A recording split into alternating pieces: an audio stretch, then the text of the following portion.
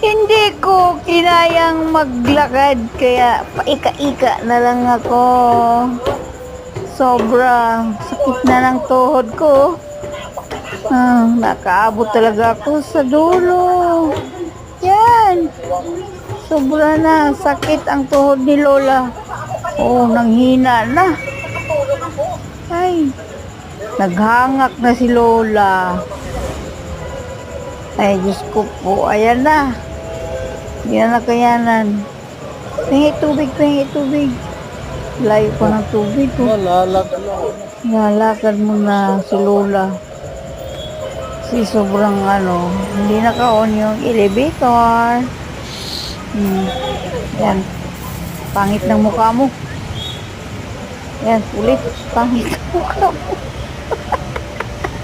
Pangit ang mukha mo. Thank you for watching. Ano ka? Desisyon nila ang masusunod, hindi ikaw. Wala kang kapangyarihan.